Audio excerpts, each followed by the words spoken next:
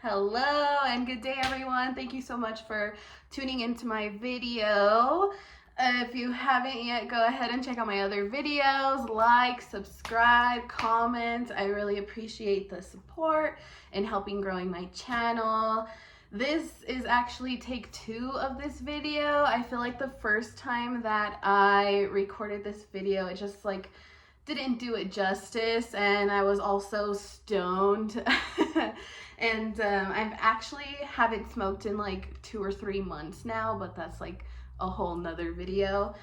But today I wanted to talk a little bit about some of my passed on loved ones that I have lost. And so yeah, I'll just get into it. I guess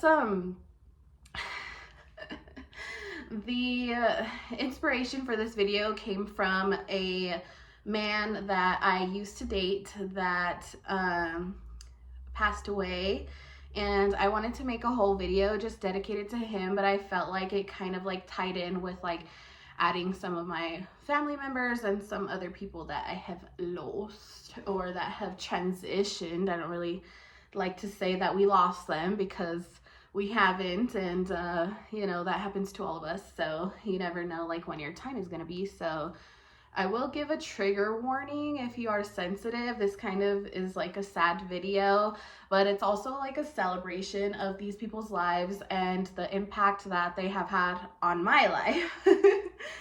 So yeah, let me just get a drink of water and then I'll get into it.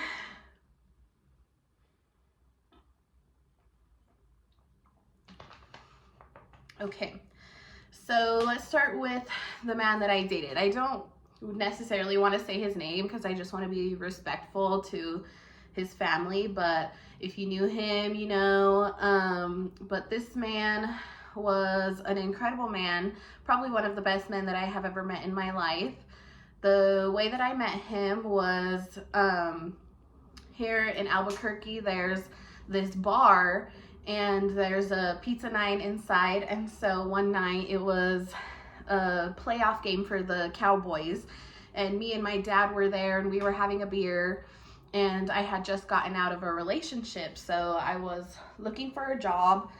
And so I go to the pizza night and this man, he's there, the cashier, and I asked him if I could have an application, and so they gave me the application. I filled it out on the spot and I was pretty much hired right away. And so I start working, and this man, he is my manager. And so I'm a delivery driver and he's training me. And it was like the first time that we ever went on a delivery together, and like the vibes were just there, and I felt safe with him. He was very sweet, a very good leader. And so after that, we kind of just had like this little spark, but at the time I was just kind of there for work because I was still kind of like recovering from the breakup, and so I was just like keeping to myself and staying quiet. And it was like 2 weeks into me starting there, and they all made the plan to go to the strip club. And so I was kind of, he was like, so we're going to the strip club? And I'm like, sure. Like at the time I didn't really have friends. Like I said, I was just fresh out of a breakup, so I was just kind of keeping to myself. And so there he was like, we're going to the strip club. And I'm like, okay. There was 2 other girls that worked there with us, and then this other guy. And so it was like a Friday night, and so we all left work and then went home. I got dressed and I was looking good. They had never seen me outside of work before, so I was like looking good. They came and picked me up in his car, and then we went back to his house to pregame a little bit. And I guess it was just the vibes, like, you know, like when you just like click with somebody. So we were like there at his house and we're drinking and getting lit, and it's getting naughty. Like me and some of the other girls are like kissing at this point. And so yeah, we go to the strip club, and yeah, he just sits right next to me, puts his leg up against me, and me and him are just like having a good time. I'm dancing. Oh my gosh.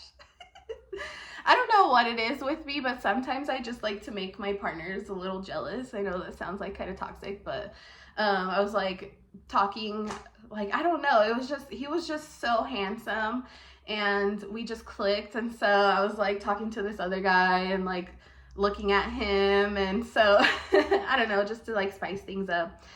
And after the club, I ended up staying the night with him, and then we continued to do that for the time that I was working there. Like, we would go to work and we kept it like pretty under wraps.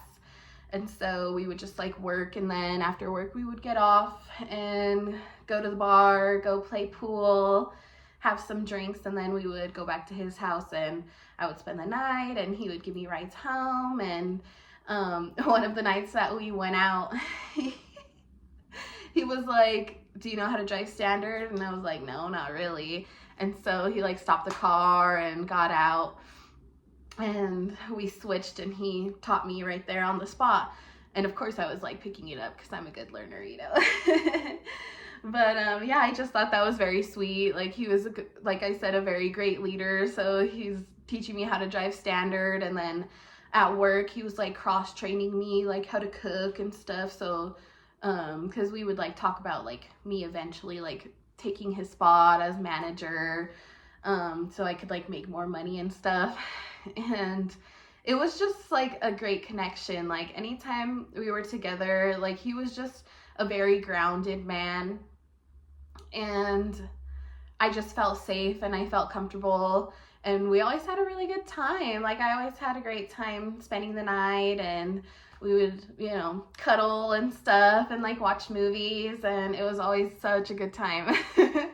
And so I'm working one day, and my ex got a hold of me, and I ended up reconciling with my ex because I was still very hurt and damaged at the time. And so I ended up going back to him, and I just completely ghosted Eli. He never heard from me ever again after that. And I do admit, like, that was pretty messed up on my part. Like, there was no explanation or anything. I just quit and got back with my ex, and then had a whole nother toxic cycle after that. But I guess that was just my karma. But yeah, so I felt pretty bad because of the way that I left. Like I said, I kind of just ghosted him. And so it was like a year later or so, maybe a little bit more, and I was living in California at the time. Me and my ex broke up again, and I was in the shower one night, and I just feel this overwhelming sensation of Eli like there with me. Like, I don't know, I can't, it's hard to explain, but I hadn't really thought of him, and so I like thought of him, and I like had this feeling of like me and him like meeting again and seeing each other again, and just crying happy tears, and him saying that I'm so glad that you're okay, like seeing me good and he was good. And we were just crying like, I'm so glad you're okay, I'm so glad you're okay. And so I had like that feeling, like I was like crying, like in tears. And so I had that feeling, and then like 2 nights later, I got a message from one of the girls that we used to work with that he had been murdered, that he had been shot. And it is still pretty shocking. Like, it's been a little bit over a year now. And so I still definitely grieve him. Like, it's not super bad because I just know like the type of man that he was. Like, he was all about God, and he was all about like nutrition and fitness. And so, you know, he would want us to be taking care of ourselves and to be good and to, you know, like move on and be happy. So that's just like kind of what I live by, and that's how I think about him, because that's just how he was. Like, if he saw you crying about it, he'd be like, bitch, why are you crying? Like, you know, like that's just how he was. He always was spreading light and always was spreading joy. And so, yeah, I got that news, and it was pretty shocking. Like, I was sad that I missed the services because I was in California and didn't have the means to come back into town. But that was like really hard. It was very hard. I never, like, I've lost family members, but like somebody that I dated is like pretty interesting to like feel that. And even now to feel like that he's gone, like whenever I think of him, I'm like, oh, we like had such a good time, and like now we could never see like where it would have went, or, you know, I don't know. It's just like he's just gone. Like, he was an amazing dad. He was a great man. He worked multiple jobs to, you know, have his house, and he's just gone. He got shot while doing a delivery service, and yeah, it was a very, very sad time, just because, like I said, of how like amazing he was as a person. But that's just one of them. Like, and then at the same time, so right after that, one of our close friends too, he passed away. He committed suicide, and I found that out on my birthday of December of last year, and that was pretty shocking because he, again, was an amazing man. Like, now looking back and thinking of like the times that we had interacted, like you could definitely see that this man had darkness like in him, you know, like he worked an amazing job. He was a hunter. He loved the outdoors. He had a huge house, and then just like that, he took his own life. And it's actually really sad because I just feel like it was kind of like the pressure of everything, you know, like the pressure of having all the things, and the women, and the family pressures, and having kids, and then just like that, he's gone. Like, I get it, because the way that I see death is like, yeah, their physical bodies are gone, but like their spirit still lives like within all of us. Like, now he can be with all of us at the same time, you know what I mean? And then after that, all of this was happening while I was in California. So I missed 3 funerals while I was in California because I didn't have the means to come all the way back to New Mexico. And then after that, my grandfather on my dad's side passed away, and that was really hard. It was really hard to be away from my dad. Like, I love my dad. My dad is so strong, and he always, you know, tries to keep it together for everybody, and he's a very hard worker. And so that was really hard. My grandfather, he was older, so it was like of old age, and so it was like a little bit easier. And this man, like, he dedicated himself to his faith and to the church, and so he just passed away very peacefully at home with his family. And so I feel like that one was like more beautiful, because like that's exactly like how we would want to go. Like, he did not want to be in the hospital on drugs. Like, he wanted to be at home comfortable with all of his loved ones, like this whole legacy that he has built around him. And so yeah, that was tough. Like, it happened in threes. Like, I had like a triple whammy there. And that had happened before in my life. Back in middle school, I had an uncle that took his own life, and that was pretty, on my mom's side, so that was pretty tough on the whole family, on me, on the whole family, on my grandparents. And then like a couple years after that, my mom's dad, my grandpa Garcia, passed away, and that was pretty tough. That was really tough. He was like one of the like most influential men in my life. Like he taught us like how to build a legacy, how to create your own business, how to work hard, how to do the like God's work, and how to be a good person, like how to be grounded. He was an amazing teacher. Like even though he didn't really like say much, but he was always super goofy. He always like made funny nicknames for everybody. He was just the glue, kind of the glue of the family, really. And then he passed away of a heart attack.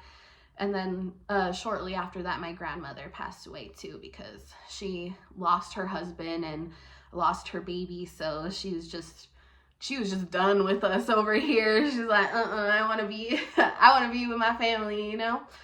And so shortly after that, she passed away, and that was pretty tough because she had diabetes, and it kind of just like took her like it was like a long death, you know, like she lost limbs, and but yeah. And so that was like middle school going into high school. And then yeah, just recently, like within this past year and a half, I lost 3 more. And so that was pretty tough, but it's like now it has just given me like a different perspective on death and on my life too. Like there was a long time in my life where I would just like wake up and be like, what is it all for? Like, why me? I didn't ask for this, you know, like kind of like a more negative like outlook on life, even though like I had been through a lot of darkness and had come out of it. But now I'm at this point in my life where I wake up and I'm grateful to even be here on earth. Like it really is a blessing. And it's rare that people get to, you know, live their lives every day. Like there are people that are not here with us anymore. And there's a lot of people here that don't have that perspective, and it makes me sad because we're all here for a reason. Even if you're alone, like I spent 2 years, Christmas, New Year's, and my birthday alone. But you know, sometimes you learn the most when you're alone. And yeah, and it's just like that's what it's all about. It's about like healthy relationships, and it's about, you know, nurturing your body and living in the moment, and I don't know, having little treats and being active, doing hobbies. Like life is really short, and I feel like a lot of it is like pressurized by society, and like having to have a job and having to having to like not age and have the big houses and the nice cars and all of these. And that's really nice, and you know, someday I hope to be that way too, like for myself and for my family and my close ones. But like if you take all of that away, like what do you have like in your heart and in your soul?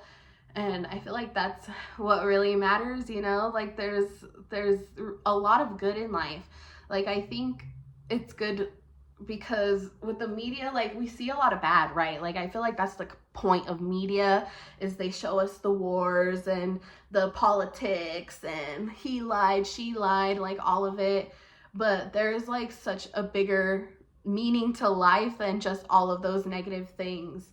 And so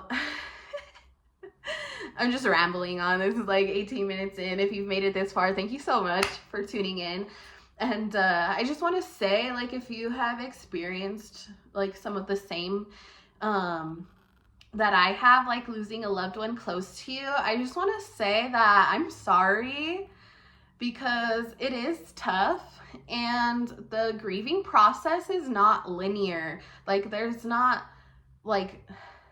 never like healed, you know what I mean? There's healing, like we have healed, we've come a long way, that's healed, but we're also healing at the same time. Because for me, like there are days where I will grieve like these people that I have lost, and so I do give myself the space like to cry, or you know, go to the burial sites where my grandparents are. I really like to do that.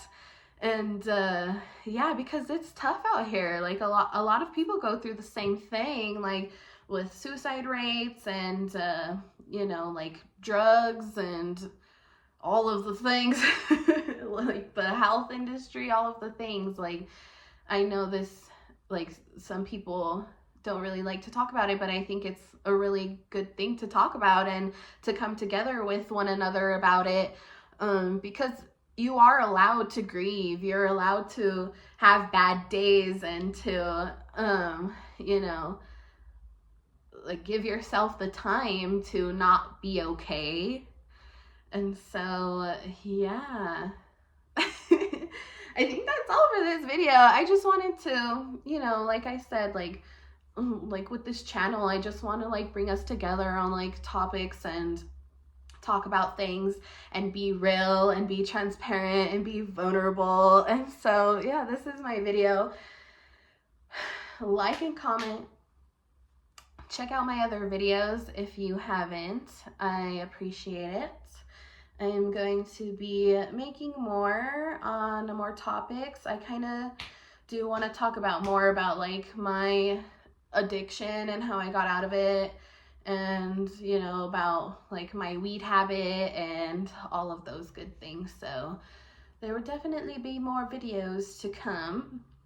If you like this one, thank you so much for watching. If you made it this far, I wish you all the best and so much love and so much peace and kindness. Yeah. We'll see you on the next one. Bye.